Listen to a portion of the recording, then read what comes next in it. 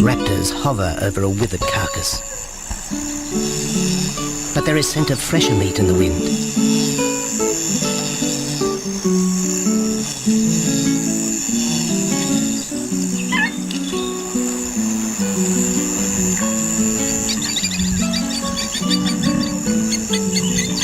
Pickings have been slim for Nabamba's pride since her fight with a startled warthog. The lioness is limping from the encounter. And even the pride's big male, Jabu, wonders when his next meal will come.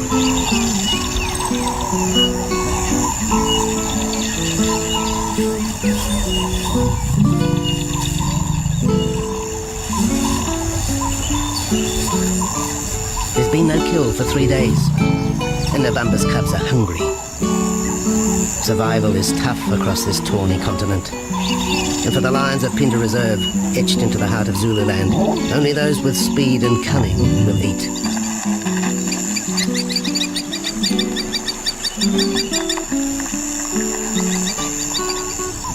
For this pride anyway, it's been a long time between meals.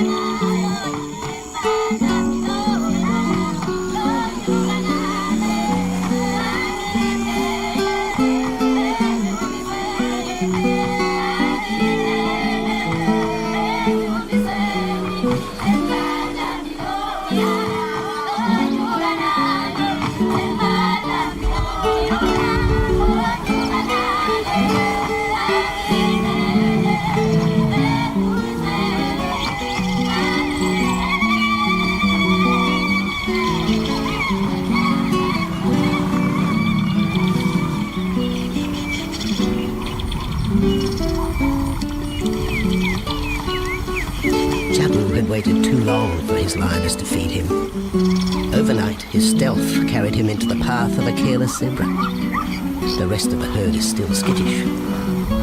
One animal had already lost his tail to a hungry pride, but for the dazed stallion, it was all over in seconds.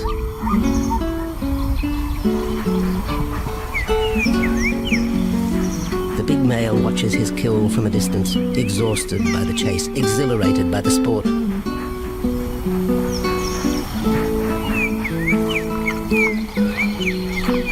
Jabu will feast later. Tired from the hunt, he needs to rest.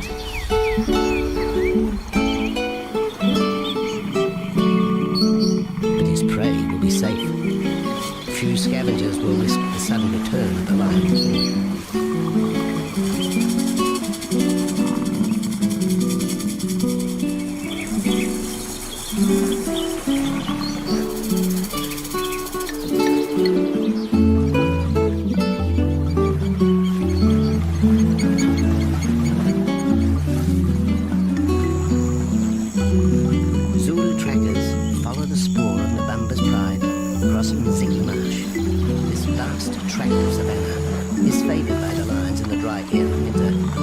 It's a region also shared by Pinda's giraffe and white rhino population.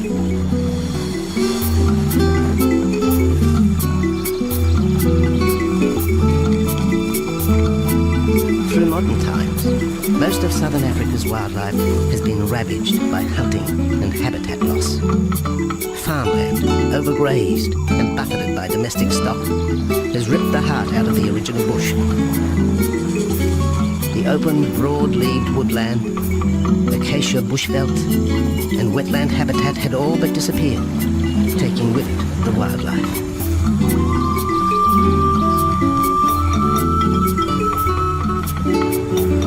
A few years ago, the Pindar project was born. 17,000 hectares of farmland bought up in KwaZulu-Natal along South Africa's eastern seaboard. What followed was the largest game restocking program ever seen on the subcontinent.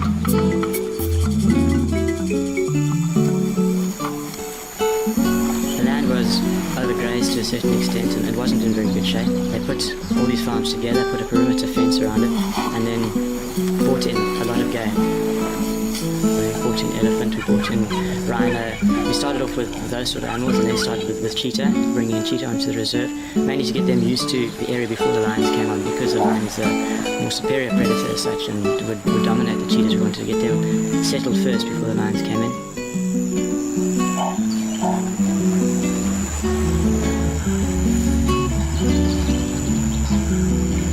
Andrew Lewis is habitat manager at Pindar, one of those committed to the restoration of southern Africa's ecosystem.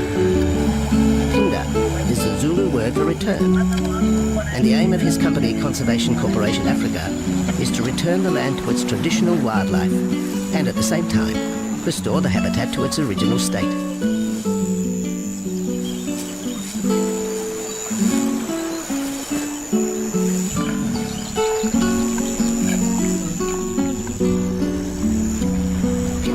Cautiously open to top-level tourism, limited and luxurious. Dreams of extending the green frontier require funds, and the reserve's lion pride has already earned its keep.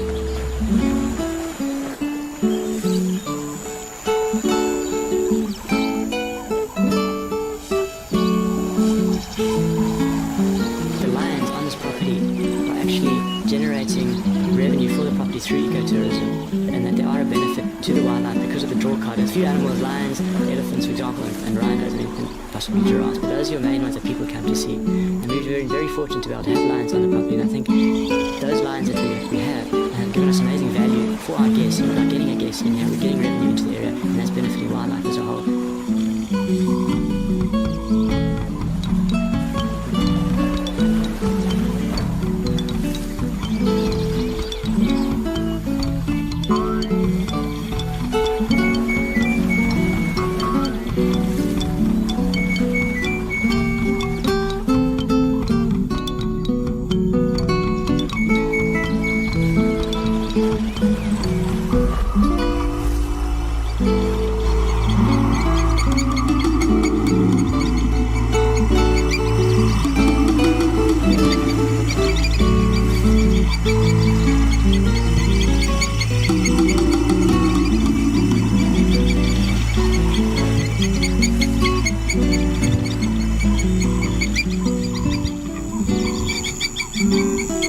Jabu has returned to his kill. He licks the bloated carcass, but still there is no feeding. Lions will gloat over their prey, delaying the first bite until the meat ripens. For Jabu, the prospect of the meal is to be relished as much as the eventual feast.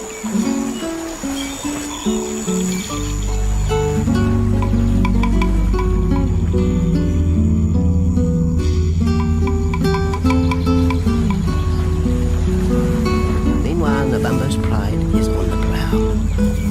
The older cubs are 10 months now, weaned, but still dependent upon Nabambo for food.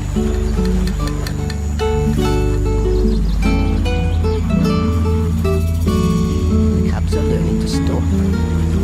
They won't kill for another 6 months.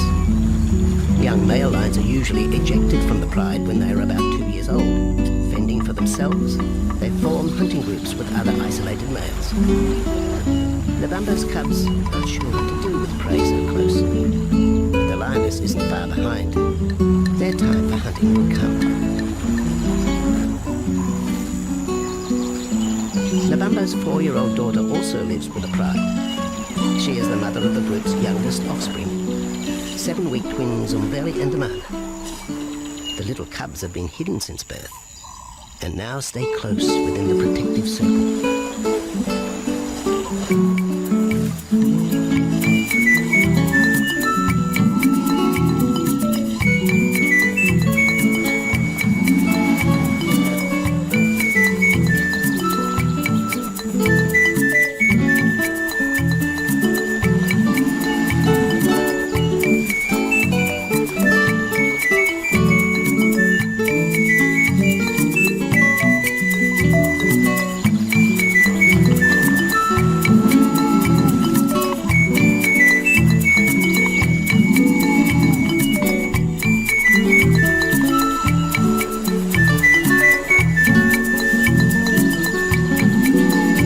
Has little time for his small cub.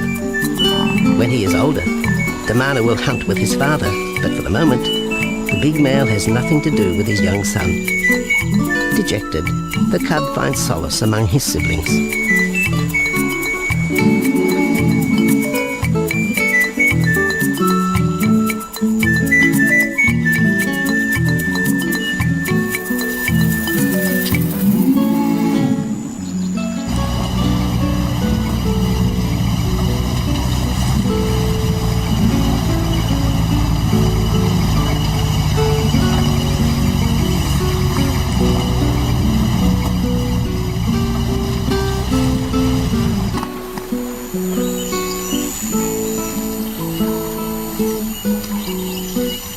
Giraffe lies helpless in the grass. The animal's complicated vertebra means it is unable to rest its neck for any length of time. Lack of mobility means blood to the brain slows, leaving the animal disabled.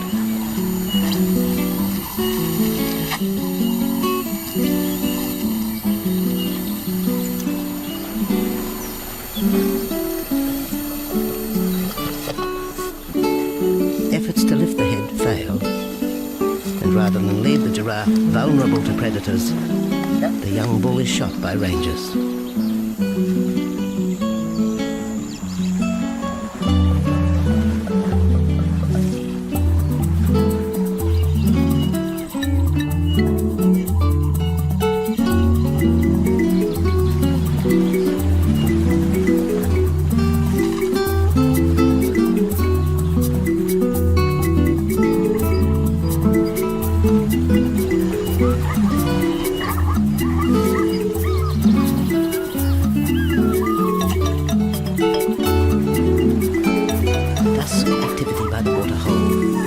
The interest and pride. Nabambo is typical of most big cats. They conserve energy 20 hours a day, waking only to groom and hunt.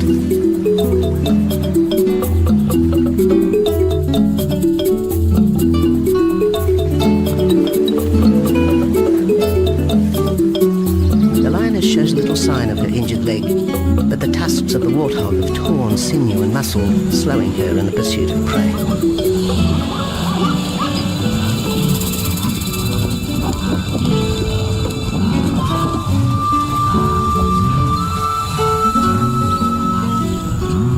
Once again, Nabambo and her pride will go hungry.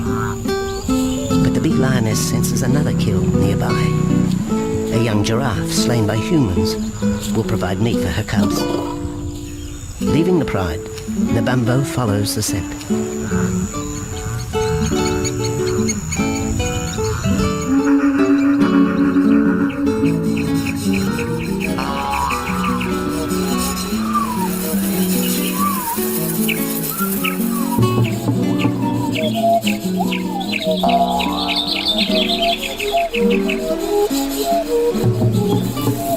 Left alone, the older cubs know the drill. They will wait for Nabambo's call to take them to the kill.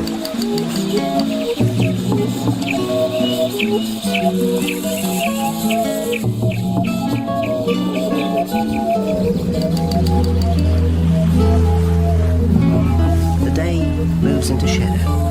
The cubs are restless and a little afraid. Adult lions have few enemies, but cubs, even those 10 months old, are at the mercy of leopard and other predators.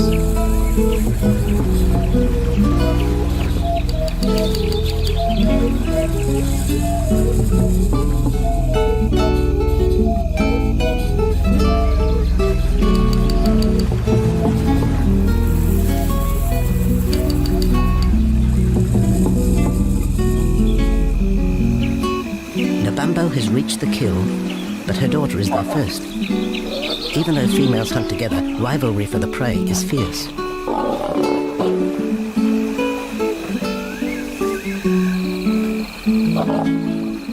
The big lioness begins the trek back for her cubs, but the youngsters have heard her call and they meet halfway.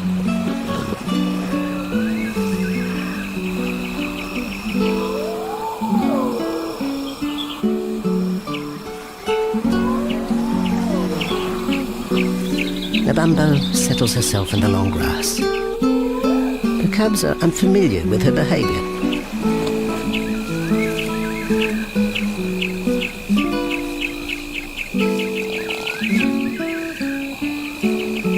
A female will usually head the charge with any kill, splitting the hide of the victim and leading the way for the pride to eat. But there is human scent around the giraffe, and the big lioness is cautious. She watches her cubs, hidden, alert to any potential threat.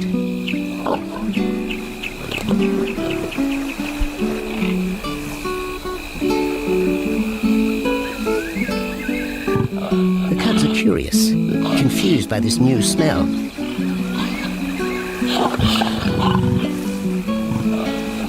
The lioness moves in for a final check, but she has already made up her mind. The carcass is tainted. There are foreign traces, a dangerous ambience. Instinct tells her this is not food fit for her cubs. Disappointed, Nabumbo moves away, the scent of another night stalk already in the wind.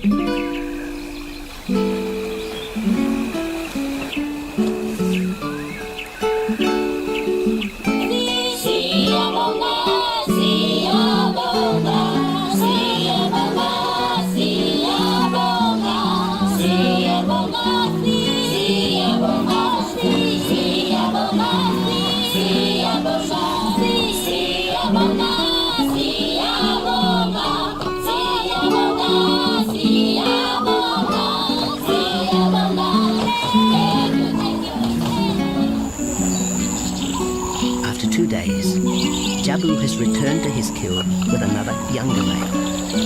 3-year-old Tembi is a son from a previous liaison with Nabumbo, and the two paired up after Tembi was ousted from the pride.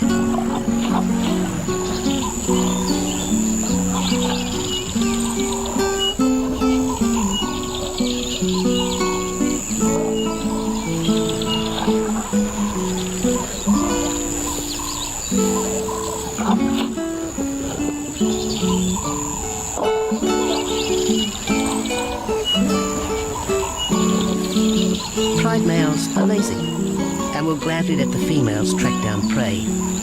But the theory that males won't hunt is a fallacy. Any hungry male will hunt for himself when no free lunch is provided by the lioness, hyenas or other predators.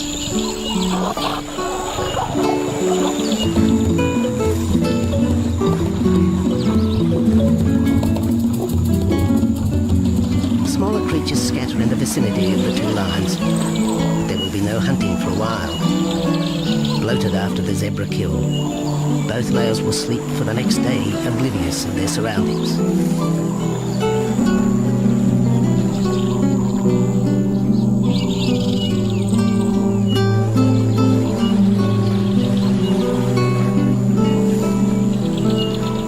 Lions hunting in pairs or groups have a success rate of around 30% in daylight, but studies show single hunters are more successful at night.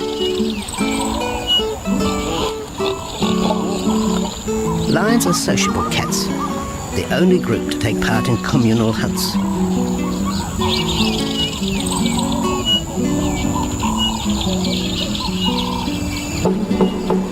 Ambush is an important part of the lion's strategy. Often one pride female will round up the prey from the front, driving it towards a second lioness.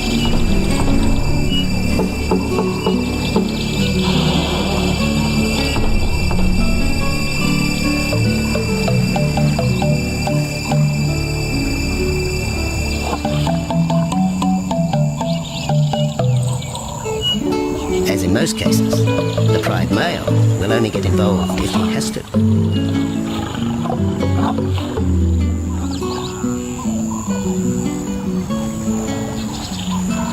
Accidents involving humans are rare in southern Africa's game reserves. Our primal fear of being eaten has been well documented.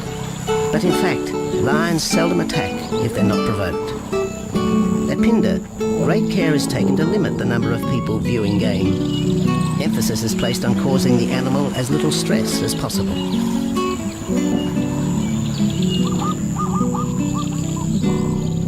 Land isn't a part of their natural food source. They don't normally go out and hunt people. I think your lions are opportunists though, and I certainly think that if your lion is very hungry and is stressed, I don't think they'll necessarily go out to hunt you down, but if you interfere with them, they'll certainly kill you. There's a good chance they might eat you at the same time.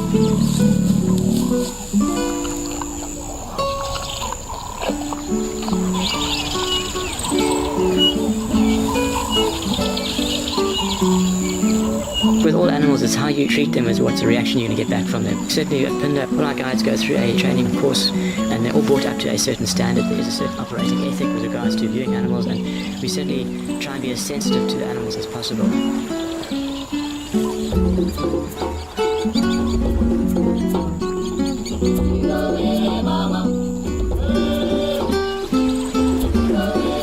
Cradled within the arms of the Uganda Mountains and the Indian Ocean, Pindar covers one of the most diverse regions of Africa. Here are found 7 different ecosystems, from palm savanna and bushveld to rare sand forest and dense thorn bush, all restored from the pastoral belt which had swept down the east coast.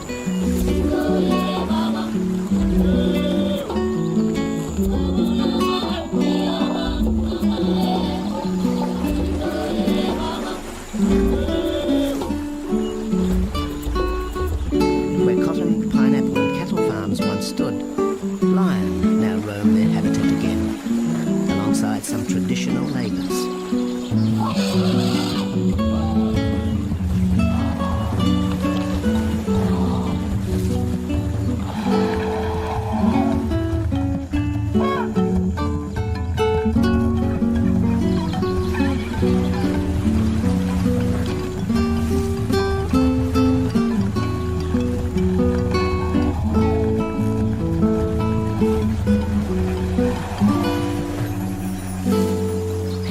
Its responsibility to the region extending beyond restoration of habitat and wildlife. It provides schools and a clinic for the local Zulu community, as well as employment. In the eyes of Andrew Lewis, essential ingredients for a successful operation. It's very important to involve the communities around the reserve because they have to benefit as well. There's no point in just taking land, get some investors to invest in it. If you don't allow the people who are on the periphery of the reserve to benefit from it, you're going to have an immense problem with poaching, and they're going to cut your fences down, and you're just going to have an uphill battle.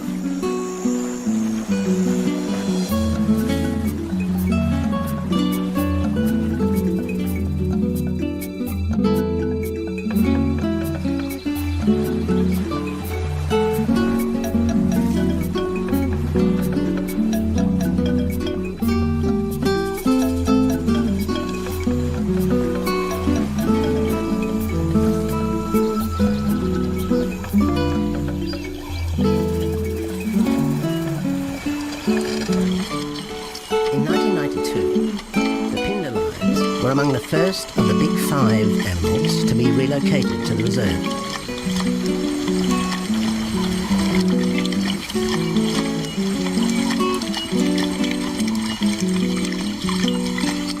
The original pride came from the northern province of South Africa, a vast scrubby region flanked by the ragged Drakensberg Mountains near the Mozambique border.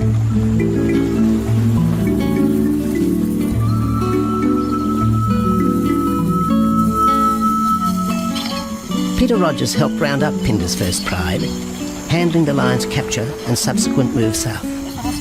Today, he's head vet at the Hoedspruit Research and Breeding Centre for Endangered Species, overseeing its cheetah breeding program.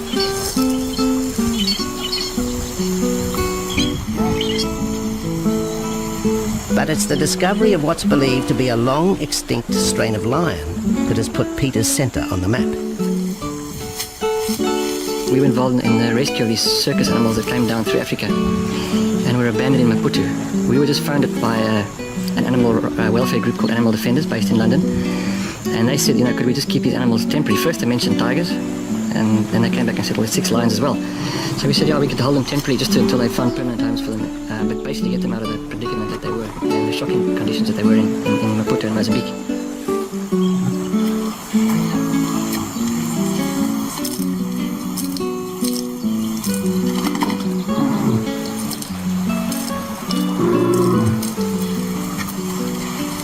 When the lions arrived at the breeding centre, their size, pale colouring, and the male's thick black belly mane put them into the category of the Cape or Barbary lion, not seen in the wild since the early 1920s. A few still exist in captivity, and a male and female were brought to South Africa from an Italian zoo for breeding purposes.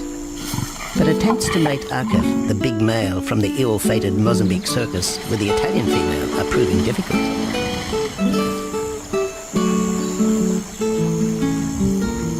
Arcaf is overprotective, even preventing the lioness from eating when the meat truck arrives.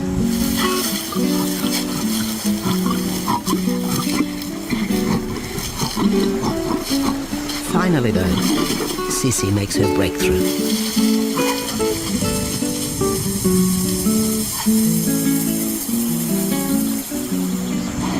We'll see you up in the front there, Mark. You're going to go to that sort of middle central area. Where are you going to go? In the next enclosure, Arturo, the Italian Barbary male, is about to be sedated. His attention to his sister Cece through the fence is hampering mating efforts, and Peter Rogers is keen to move the big male. He shoots the dart into Arturo's rump. Arturo has been sterilized, but while his breeding days are finished, he'll live out his days at the center. His female companion, another Barbary from the Mozambique circus, is drawn away by the meat truck.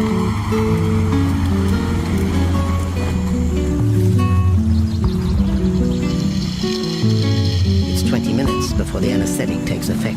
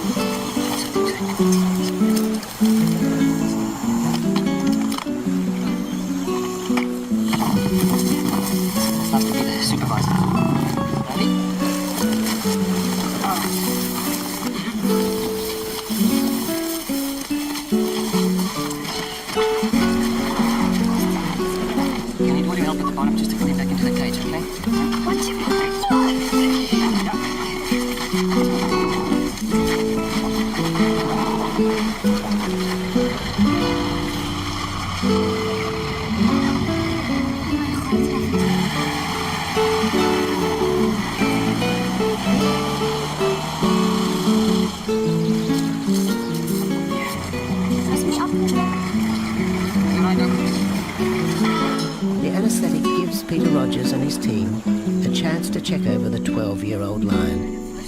He'll spend a few weeks in this cage before being returned to his enclosure for observation.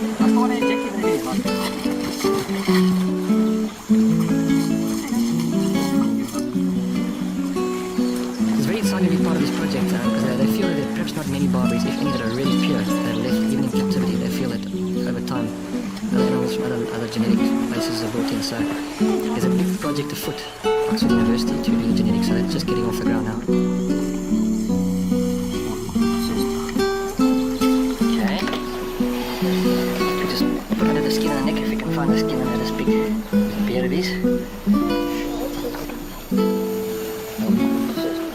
Normally lions wouldn't have this many ticks, but being from Italy, the European lion, don't have that innate or inherent resistance to ticks. It does come with time.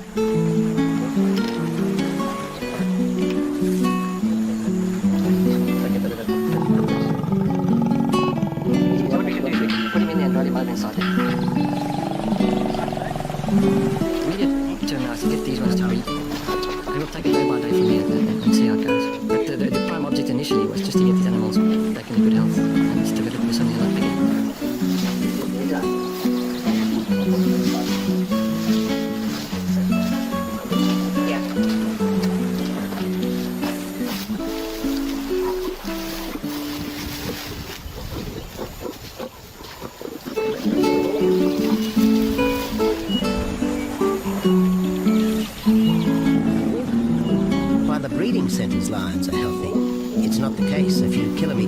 the Kruger National Park, where TB has ravaged half the population. Infected buffalo have been blamed for the outbreak, primarily in the south of the park, and attempts are being made to fence off the diseased area.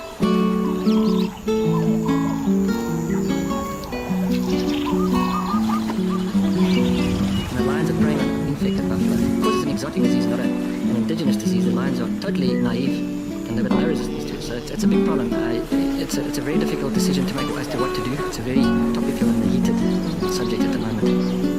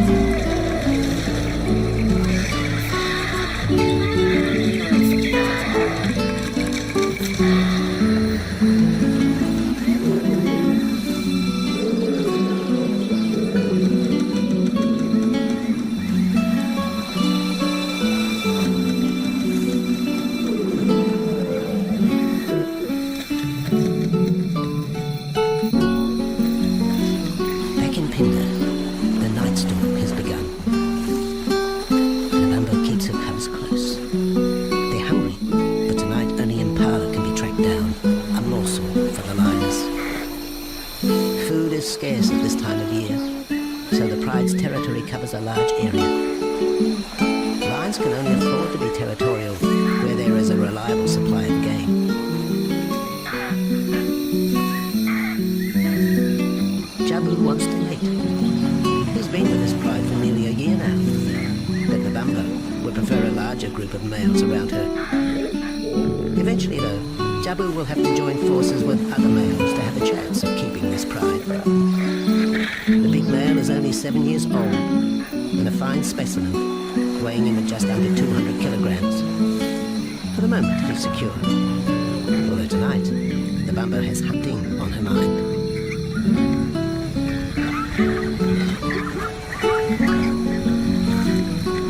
The cubs follow in the lioness's wake. If there is a kill, she will feed first. Often, weak cubs lose out to a hungry mother. High juvenile mortality rates are the result of lean times.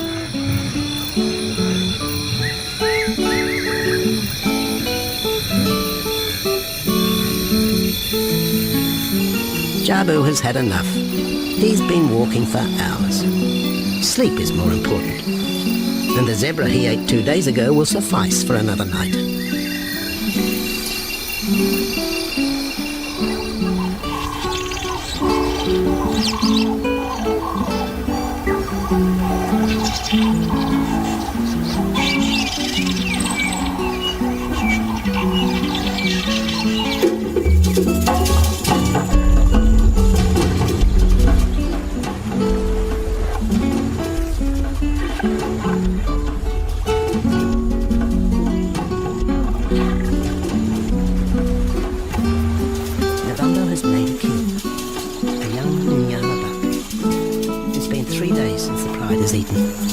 And this will provide meat for them all.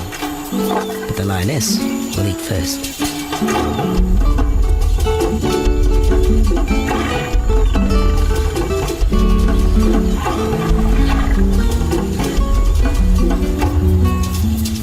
The cubs know the routine. They will get their turn. But Nkosi is hungry. He creeps towards his mother. As the biggest of the cub,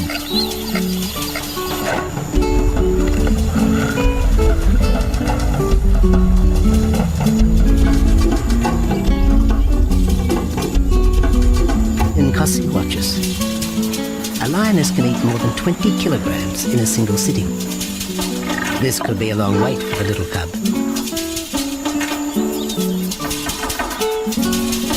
Nkosi approaches the kill cautiously. Sometimes a lioness will turn on the cubs, but today Nabambo is pleased with her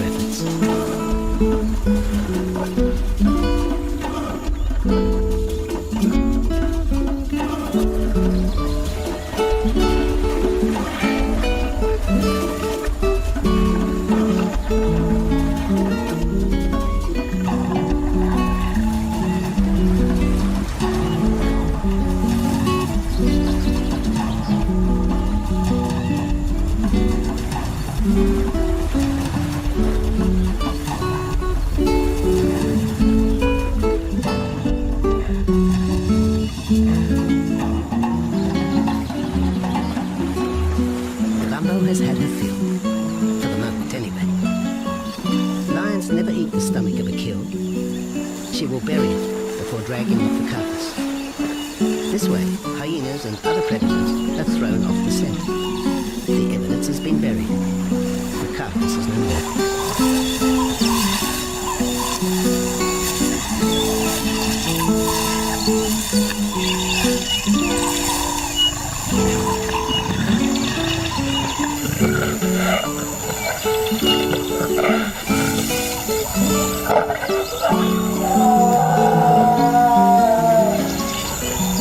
Nabambo's daughter hears the call. It is the second this morning. The first was the strangling cry of the Nyala as Nabambo broke the young buck's back. There was no struggle. The big lioness is a seasoned hunter.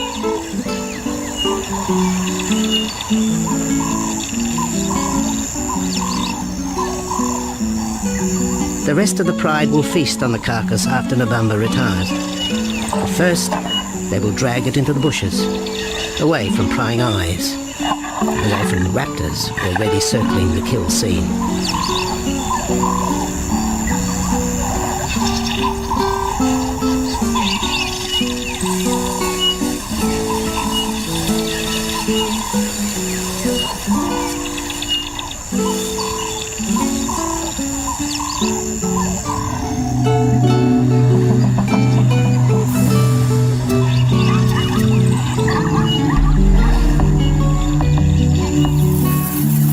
Has created a nervous edge. Even the hippo, its bad temper legionary, is flustered, anxious to protect its waterhole. Wildebeest are a favourite prey for lions. Naturally, they feel vulnerable. But for the pride, there is no agitation. Gorged, they will sleep for the next day. Even Mberi and Amana, the 7-week twins, have tasted blood for the first time. But it will be many months before they take part in a hunt. For the moment, they just want to play with Nkosi.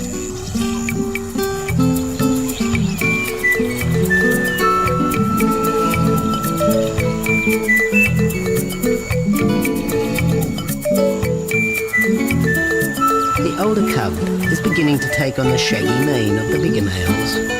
Within 18 months, he will be hunting with them, competing for his own pride. In the meantime, though, he has to contend with his young siblings.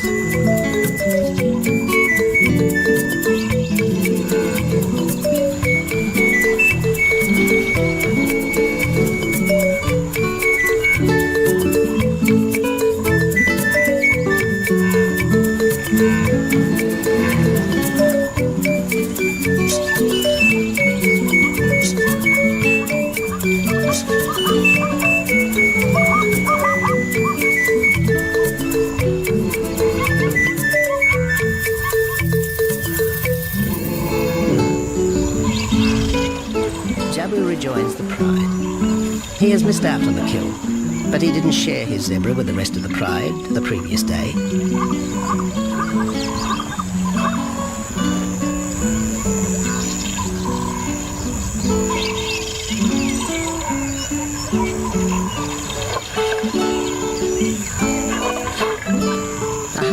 attempt at mating, but the big lion's attention is drawn to a curious onlooker.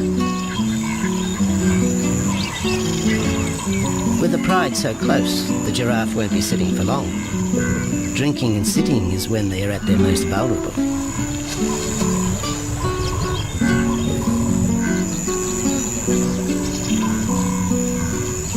Jabu keeps an eye on his group.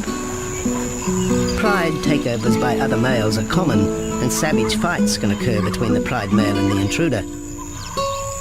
If a takeover is successful, the new male will usually kill all the suckling young of his former rival. When a nursing mother loses her cubs, she comes into heat within a few weeks. The normal interval between cubs is about 2 years, with a gestation time of 3 to 4 months.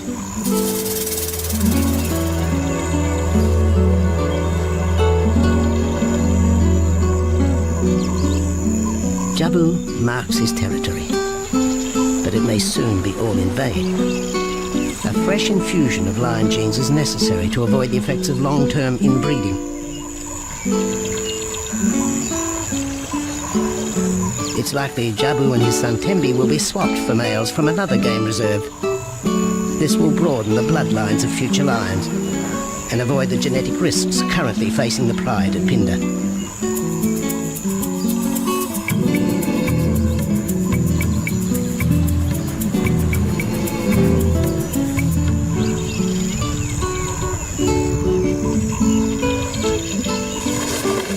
Vultures have found the dead buck, but there is little left of the carcass.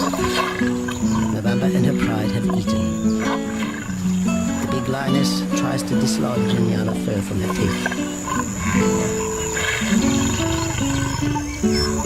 Tomorrow, the next day, there will be another kill. November's cubs will grow up strong.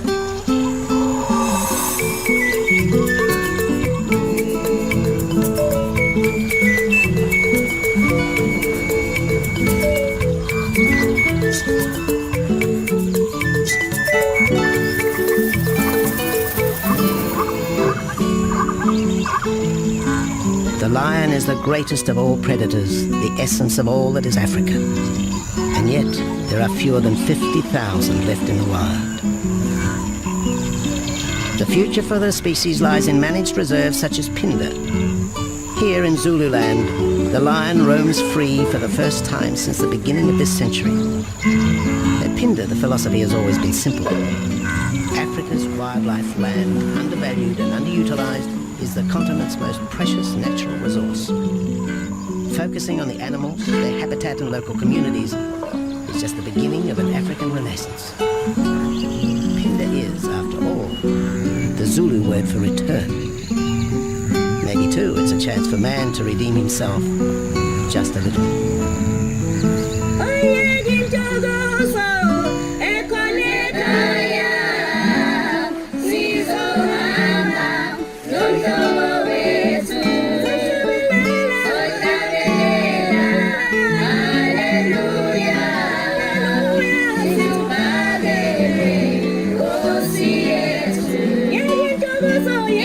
Yeah.